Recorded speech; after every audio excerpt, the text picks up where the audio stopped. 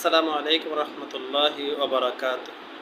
সম্মানিত গাইস, আজ 28/4/2025 তারিখ,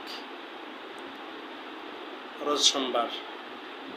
সারা বাংলাদেশে আজ বজ্রপাতে 5 জন লোক মারা গেছে।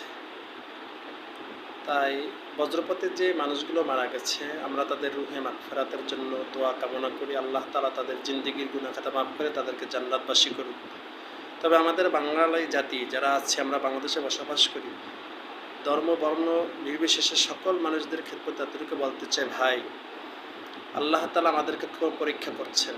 যে বজ্রপাতে যে সমস্ত মানুষ মারা যাচ্ছে অথবা মারা গেছে, আসলে আপনার আমার কর্মফল কী হয় জানি না, কিন্তু আমি আপনাদের খেদমতে, সকলের খেদমতে বলতে চাই, আমি সকলে মিলেমিশে বাংলাদেশের সার্বভৌমত্ব, শান্তি, শৃঙ্খলা রক্ষার জন্য আমি বলি, আমরা সকলে কুকাজ থেকে, অন্যায় কাজ থেকে বিরত রেখে ভালো কাজের দিকে ধাবিত হয়ে মানুষদেরকে ভালো পথে আহ্বান করি, মানুষদেরকে তার ধর্মীয় পথে অনুসরণ করি।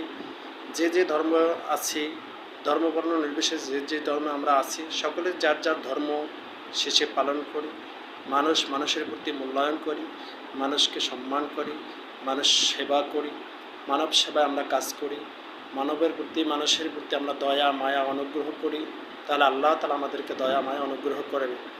যে আজ এমন একটা ক্লান্ত লগ্নে বাংলাদেশ বসবাস করতেছে, যেখানে মানুষ মারামারি, হানাহানি, মানুষ লুট তারাজ, মানুষ হত্যা, খুন খারাপি, ধর্ষণ সহ বিভিন্ন কুনৈতিক কাজে তারা নিমজ্জিত আছে।